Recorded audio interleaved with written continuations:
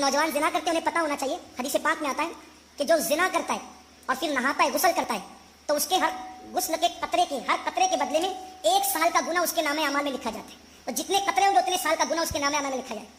और जितने कतरे गिरते हैं जिना के गुस्ल के बाद, उससे शयातीन पैदा होते हैं, वो सारे शयातीन कयामत तक पाप करेंगे और उन सब के पाप का अजाब उसके सर डाला जाएगा जिसके जिना के गुस्ल से वो शयातीन पैदा होते। और दूसरी तरफ हदीस पाक में आता है कि जो निकाह करता है और निकाह करने के बाद जायज मुलाकात बीवी से करता है और फिर गुस्ल करता है, तो हर कतरे के बदले में 1 साल की इबादत का सवाब लिखा जाता है। और जितने कतरे होते हैं उनकी तादाद के बराबर फरिश्ते पैदा किए जाते हैं और कयामत तक वो जितनी इबादत करेंगे उस सब का सिला उसको मिलेगा जिसके गुस्ल की कतरे की तादाद के बराबर वो फरिश्ते पैदा हुए। बहुत सस्ता सौदा है, इसलिए निकाह करो।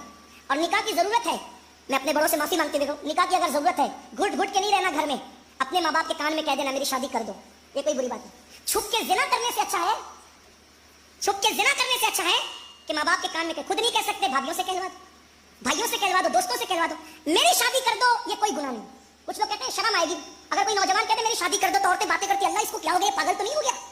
नहीं, ये हमारे खानदान की रिवायत थी, इतना बदबख्त निकला, इतना मुजरिम निकला, इतना गंदा निकला, कह रहा मेरी शादी कर दो। मेरी बहन, जिना से तो बेहतर है ना वो कह रहा मेरी शादी कर दो। मैं अपने जवानों के साथ हूं, मैं तुम्हारे साथ, कहो अपने माँ बाप से, और माँ बाप से कहता हूं मेरे भाई इससे पहले कि तेरे बच्चे तुझसे कह मेरी शादी करो, तुझे कर देना चाहिए।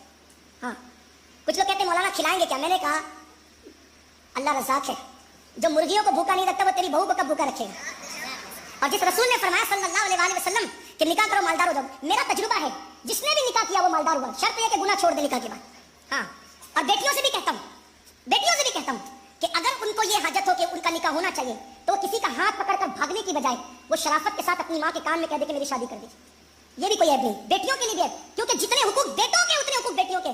जामनगर वालों ये नहीं कहना मैं बिगाड़ने के लिए, अल्लाह किसी का हाथ पकड़कर भागने से तो अच्छा है ना कि तेरे कान में तेरी बेटी कह दे कि मेरी शादी कर दो। ये कोई जुर्म नहीं है, ये कोई गुनाह नहीं है। इसलिए जिहालत की वादियों से निकलो, इस्लाम में बहुत वसअत है। जितना फ्री इस्लाम इंसान को छोड़ता है कोई नहीं छोड़ता, जितना एंजॉय इस्लाम के पास है, जितना एंजॉय इस्लाम के पास है किसी के पास नहीं है। हाँ, और मजहब में धार्मिक है तो बाइक पे बीवी को लेकर नहीं घूम सकते, तवज्जो करो। और मजहब में आदमी धार्मिक है, मजहबी है, बीवी को बाइक पे लेकर नहीं घूम सकता। मैंने कहा छोड़ यार, ऐसा धार्मिकपन क्या चीज? मेरे नबी ने तो सुन्नत बना दिया बीवी को अपनी सवारी पर बिठाना। इतना एंजॉय है किसी मजहब में? औरों के यहाँ तो बीवी ही नहीं है, इसीलिए सफेद दाढ़ी होने के बाद भी जिना के जुर्म में लोग जेल की सजाएं काटते हैं। हमारे यहाँ